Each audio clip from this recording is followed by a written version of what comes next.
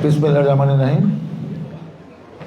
সাভার নাগরিক কমিটি ও নাগরিক ফোরাম কর্তৃক আয়োজিত আজকে এই আলোচনা সভার সম্মানিত সভাপতি, উপস্থিত আছেন রাজনৈতিক দলের নেতৃবৃন্দ, প্রশাসনের বিভিন্ন পর্যায়ের কর্মকর্তা, বিভিন্ন সংগঠনের নেতৃবৃন্দ, সুশীল সমাজের ব্যক্তিবর্গ, পেশিজীবী ব্যক্তিবর্গ, উপস্থিত ব্যক্তিবর্গ, প্রিন্ট ও ইলেকট্রনিক্স মিডিয়া সাংবাদিক ভাইয়েরা, উপস্থিত সুধীমণ্ডলী, আসসালামু আলাইকুম।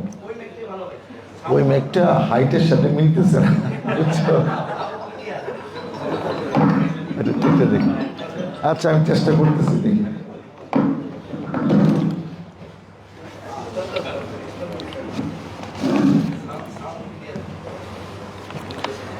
আমরা বিভিন্ন বক্তব্য শুনেছি।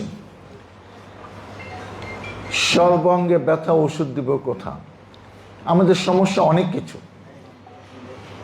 আজকে আমি শেষ বক্তা হিসাবে কিছু টু দ্য পয়েন্ট, বাস্তবভিত্তিক কিছু কথা এবং আমাদের করণীয় সেই ব্যাপারে কয়েকটি কথা বলতে চাই। এখানে যারা বক্তব্য দেখেছেন সবই কিন্তু বেশিরভাগ মানুষই কিন্তু আবেগে আপ্লুত এবং আমরা এই সমস্যাগুলো দীর্ঘদিন ধরে জানি, কিন্তু এইভাবে উদ্যোগ নেওয়া হয়নি। প্রথমে আমি ধন্যবাদ জানাতে চাই যে আমি 96-এ আপনাদের ভোটে সংসদ সদস্য হওয়ার পরে প্রকাশ্যে দৃশ্যমান এবং তৃণমূল রাজনীতির সাথে জড়িত 29 বছরে এই ধরনের উদ্যোগ আমি দেখিনি। আমরা বিচ্ছিন্নভাবে অনেক আলোচনা করেছি, মানববন্ধন করেছি, স্মারকলিপি দিয়েছি, কিন্তু আজকে যে উদ্যোগটা নেওয়া হয়েছে, যে প্রশাসন, রাজনীতিবিদ, বিভিন্ন সংগঠনের নেতৃবৃন্দ, এরকমভাবে উদ্যোগটা নেওয়া হয়নি।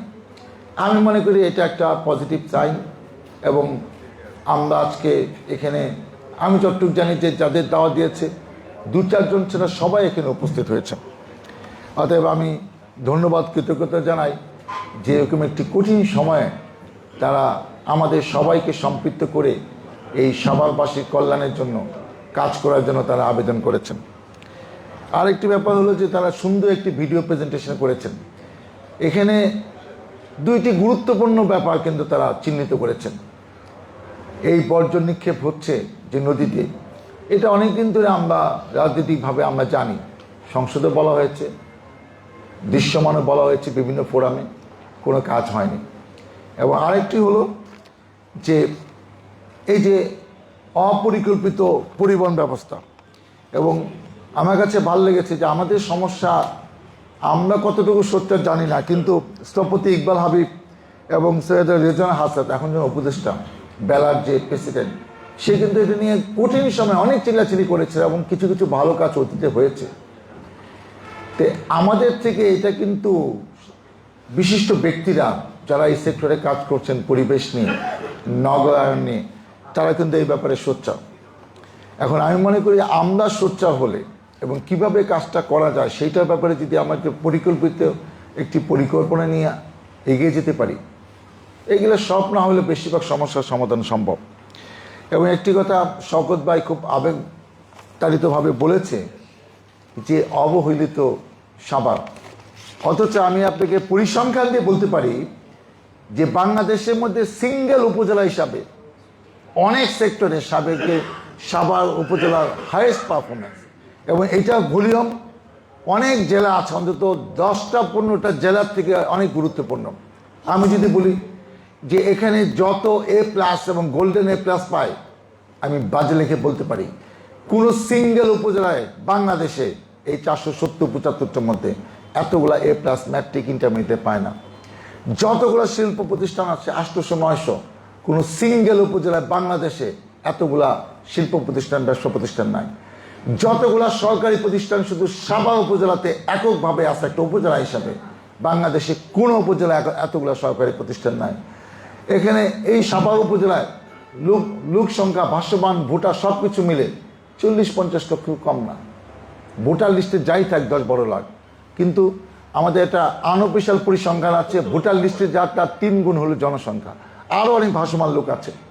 এখানে মহাসড়ক 80+ মহাসড়ক, আপনার 2টা মহাসড়ক হিসাব করলে কোনো সিঙ্গেল উপজেলা পাশ দিয়ে, কাজ দিয়ে, ভিতর দিয়ে এত বড় মহাসড়ক থাকে না। যতগুলা কিন্ডার গার্ডেন আছে 1000+, এটা বাংলাদেশে কোনো উপজেলায় নাই। হাই স্কুল কলেজ এমপিওভুক্ত প্রতিষ্ঠান হচ্ছে মোর দেন 50, এটা কোনো উপজেলায় নাই। ইউনিভার্সিটি আছে 10+-, এটা কোনো উপজেলায় নাই। অথচ সবচেয়ে অবহেলিত নেগলেক্টেড এলা হলো সাভার। এই কারণে আজকে ট্যানারি সে বর্জ্য ওখানে হেমায়তপুরে করার জন্য অনেক আগে সিদ্ধান্ত হয়েছে, বাস্তবায়ন হয় না, এখনো হচ্ছে আস্তে আস্তে। দেখেন, কারণ ঢাকা শহরকে নাকি রক্ষা করতে হবে, সাভারকে রক্ষার দায়িত্ব সরকারের না, কারণ না, আমরা নিজেরাই সচেতন না। এবং শুধু তাই নাই, এই যে আপনি হেমায়তপুরে যে ডাম্পিং, ঢাকা শহরের ময়লা এখানে থাকবে, সাভারের ময়লা কোথায় থাকবে, এটা কোনো সিদ্ধান্ত এটা হয়নি। তো এখন আমাদের সময় আসছে, আমাদেরও ব্যর্থতা আছে, আমরাও দায়িত্ব ছিলাম 10 বছর, আমরাও অনেক কিছু করতে পারি নাই। কিন্তু এখন মনে করি এমন একটি সভায় মানুষ সচেতন হয়েছে, আপনারা এমন একটা কাজ করেন যে এখানে যারা জনপ্রতিনিধি হবে, যে ক্যাটাগরি, কমিশনার হোক, ইউনিয়ন পরিষদের চেয়ারম্যান হোক, মেম্বার হোক, মেয়র হোক, উপজেলা চেয়ারম্যান হোক, এমপি হোক, তাদের কাছে এই দাবিগুলো এমনভাবে আপনারা ধরেন, তারা যেন একটা পর্যায়ে নির্বাচনের আগে প্রত্যেকে যেন কমিটমেন্ট করে যে আমি যদি হইতে পারি আমি এই সমস্যার সমাধান করব। ভোটের জায়গা তাদের নিয়ে যান, তাইলে হবে কি, আমার যখন ভোটে পাশ করতে হবে, সত্যিকারের ভোটে, আমার কিন্তু একটা দায়বদ্ধ চলে আসবে। কারণ আপনি পাশ করলে হবে না, আবার পাশ করতে হলে কিন্তু আবার জনগণের কাছে আপনি যাইতে হবে। আমি কয়েকটি খালি হেডলাইন্স পড়বো 2 মিনিটে, তারপর এটাও করণীয় কি সেটার ব্যাপারে আমার মতামত দেওয়ার চেষ্টা করব। একটি জিনিস আমি এখানে দেখলাম যে 9টি ক্যাটাগরিতে তারা অনেকগুলো 30-40টি তাদের সমস্যা চিহ্নিত করেছেন। এটা আমরা অনেক আগে জানি যে এই যে পুলিশ নানা কাজে ব্যস্ত, তার মধ্যে অন্যতম একটি হলো প্রোটেকশন। কেন এই প্রোটেকশনের জন্য তো আলাদা একটা ফোর্স থাকতে পারে, থানা পুলিশ প্রোটেকশন দেবে কেন? 80 কিলোমিটারের বেশি হাইওয়ে রাস্তা, একটা প্রোটেকশন টিম থাকবে, ওইখান থেকে তারা দেবে, থানার সাথে এটা সম্পৃক্ত থাকার তো দরকার নাই। এটা অনেক আগে থেকে আমরা জানি, আমরা অনেক জায়গায় বলেছি, কোনো কাজ হয়নি। তাহলে থানাকে আমরা সেফ রাখতে পারবো। এই যে আজকে অনেক গুরুত্বপূর্ণ জায়গায় ক্রাইম করে গেছে, ক্রাইমগুলো কমে গেছে ঢাকার সাথে অনেক জায়গায়, কেন? বিভিন্ন পাড়ায় মহল্লায় ব্যক্তিগত উদ্যোগে সিসি ক্যামেরায় আনা হয়েছে। আগে একটা ক্রাইম করে যত সহজে পালানো যায়, কিন্তু এখন পালানো গেল, পুলিশ কিন্তু সিসি ক্যামেরা দিয়ে তাদেরকে খুঁজে বের করতে পারছে। তো সাভার একটা সলভেন্ট এরিয়া, এটা সরকারের সিসি ক্যামেরা দেওয়ার দরকার নাই। এখানে কিন্তু ব্যক্তিগত উদ্যোগও কিন্তু বিভিন্ন জায়গায়, যে এলাকায় সমস্যা, যেটা হাইওয়ে রাস্তার পাশে ক্লিনিক আছে, ব্যবসা প্রতিষ্ঠান আছে, শিল্প প্রতিষ্ঠান আছে, এটা সম্ভব, কোনো অসুবিধা নাই। কেন সম্ভব? আমি একটা ছোট্ট উদাহরণ দিয়ে এটা তুলে ধরতে চাই। ফিরোজি স্যারের সন্তান অধরচন্দ্র স্কুলের টিচার, কি থেকে বাচ্চা থেকে আমরা একটা উদ্যোগ নিয়েছিলাম। 3টা অনুষ্ঠান থেকে, একটা অনুষ্ঠানে 1.5 লাখ, একটা অনুষ্ঠানে 13 লাখ, আর একটা 29 লাখ, 42 লক্ষ টাকা আমার সাধারণ মানুষের কাছ থেকে সাহায্য পেয়েছে। এটা প্রমাণ করে যে ঠিকভাবে উদ্যোগ নিলে টাকা সমস্যা ব্যক্তিগত পর্যায়ে যথেষ্ট টাকা দেওয়া সম্ভব। হ্যাঁ, শত শত কোটি দেওয়া সম্ভব না, 10 কোটি 5 কোটি দেওয়া সম্ভব না, লক্ষ লক্ষ টাকা অনুদান দিয়ে অনেক ছোটোখাটো সমস্যার সমাধান করা সম্ভব। তো আমরা, সরকার অনেক কিছু করবে, বড় বড়গুলো, ছোটো ছোটো আমার সমস্যা আমরা নিজেরাই ব্যক্তিগতভাবে করতে পারি। আপনি এই যে আন্ডারপাস আজকে ফ্লাইওভার করছেন, অনেকে বয়স্কের কারণে, ফিটনেসের কারণে ফ্লাইওভারে আমরা উঠতে চাই না, ওভারব্রিজে উঠতে চাই না, কিন্তু আন্ডারপাস করলে কিন্তু আমরা অনেকে যাওয়ার জন্য প্রস্তুত। ঢাকা শহরে আছে, সাভারে হয়নি, এটা করার সময় এসছে। আপনারা এই যে মাদক, কিশোরগ্রাম, ভূমিধস, সেই সব নিয়ে কথা বলেছেন। আপনারা বৈধ অবৈধ ইটভাটা ইউনো সব কয়দিন পর অভিযান চালায়, এই ড্রেনেজ সিস্টেম, পরিবেশ রক্ষার জন্য ডাম্পিং, বইলে পরে আপনাদের সুনির্দিষ্ট প্রস্তাব আছে, হয় এটা এখান থেকে সরাতে হবে, নাহলে এটা পরিবেশ বান্ধব করতে হবে, যেন এটা নিয়ে সাভারে কোনো দূষণ না হয়। আজকে ওয়াটার ট্রিটমেন্ট প্ল্যান্ট, ইপিজেড সহ সরকারি প্রতিষ্ঠান, সেটাই করা হচ্ছে না। যখন প্রতিষ্ঠান হয়, ওখানে একটা গদ থাকে যে আমরা এতদিনের মধ্যে করব। তারপর আইনে ফাঁক পুকুর দিয়ে তারা পাস করে যাচ্ছে, ইটিপি আর সিইটিপি। এইটার জন্য আমাদের সাভারবাসী ক্ষতিগ্রস্ত হচ্ছি। বাস, ট্রাক টার্মিনাল, কবরস্থান, শ্মশান নির্মাণ, পশু হাট, কাঁচামাল, এইসবও কিন্তু করতে হবে আমাদের। ফুটপাথ মুক্ত আমাদের সাভার করতে হবে। এই যে একটা ইম্পর্টেন্ট সমস্যা, ডিটেল এরিয়া প্ল্যান সাভার অঞ্চলে, সেই ড্যাপ এমন একটা সিস্টেম বানাইছে, প্ল্যান করার জন্য ওখানে যান, ওদের অনুমোদন আছে কিনা সেটা আমরা জানি না। তারপর টাকা দেন, পয়সা দেন, কিছু প্ল্যান দিলাম, না দিলাম, কিছু লোকে প্লাস হচ্ছে, কিছু আসছে না। এইটা হয় সাভারে অফিস থাকতে হবে। আমরা অত ডিআইটিতে দৌড়াদৌড়ি করা, রাজক উন্নয়নে আমাদের এত দৌড়াদৌড়ি করার সময় নাই। চাপের মধ্যে রাখতে হবে, সুনির্দিষ্ট তাদেরকে অনুমোদন কে দিচ্ছে, সাভারে কি হবে না হবে এটা তারা এটা নিয়ে মাতবরি করছে কেন?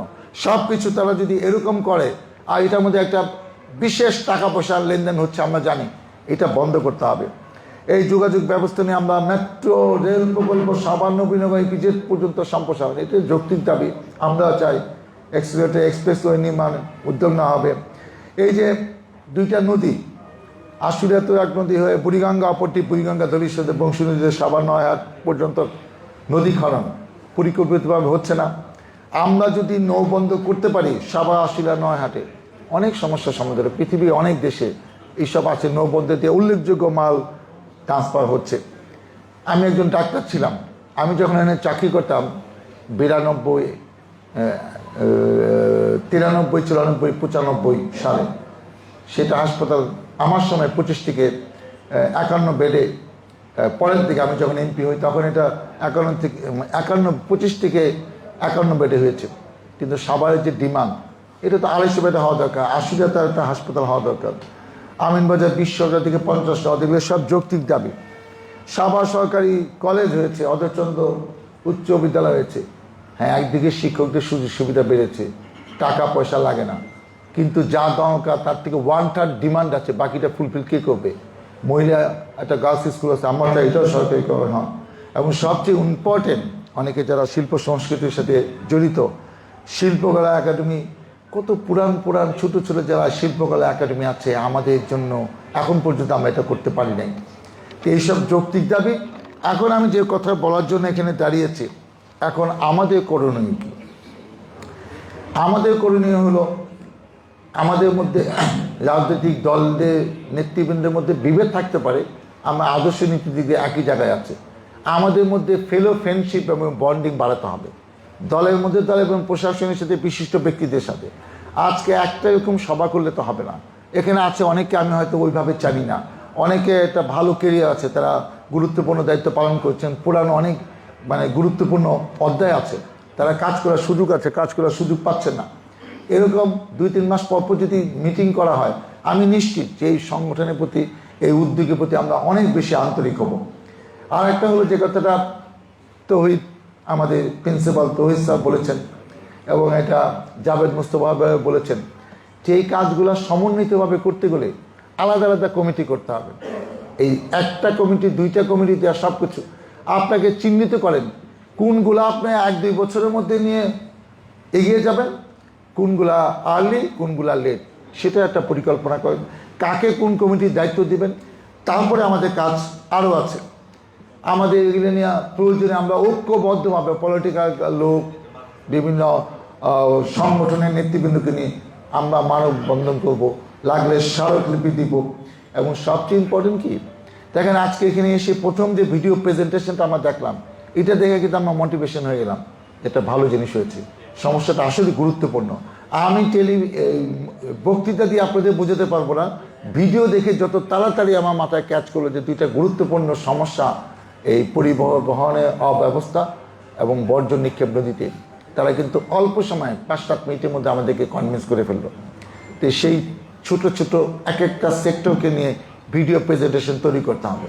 এটার জন্য টাকা পয়সা ব্যবস্থা আমরাই করব, আপনাদের টাকা দিতে হবে না, কিন্তু আপনার এক্সপার্ট লোক দিয়ে এগুলা করেন, এইগুলা প্রচার করতে হবে। আর একটা করতে হবে, ইয়াং জেনারেশনকে সম্পৃক্ত করতে হবে। স্টুডেন্ট যারা আছে স্কুল কলেজে, তারাই আমাদের ভবিষ্যৎ ফিউচার, তাদেরকে যদি আমরা সম্পৃক্ত না করতে পারি, আমরা একা করলে হবে না। কারণ তাদের কোথাও একটা মানববন্ধন কর্মে দেখবেন যে আপনি ওখানে 500 ছেলে মেয়ে পেয়ে গেলেন, এবং স্টুডেন্টরা কোথাও একটা প্রোটেস্ট করলে সেটা কিন্তু অনেক গুরুত্বপূর্ণ পায়। আমরা কিন্তু এই 1দিন আগে দিলাম জগন্নাথ বিশ্ববিদ্যালয়ে, তাদের প্রায় 20,000 স্টুডেন্ট এই জগন্নাথ বিশ্ববিদ্যালয়, মোর দেন 20,000, তারা দাবি দেওয়া করলো, এবং তাদের দাবি দেওয়াগুলো কিন্তু বেশিরভাগই মানছে। কি দাবি দেওয়া? যে আমাদের আবাসন সমস্যা, 20,000 বেশি স্টুডেন্ট, আবাসন সমস্যা, আমাদের এখানে 2,000 স্টুডেন্টও থাকার ব্যবস্থা নাই।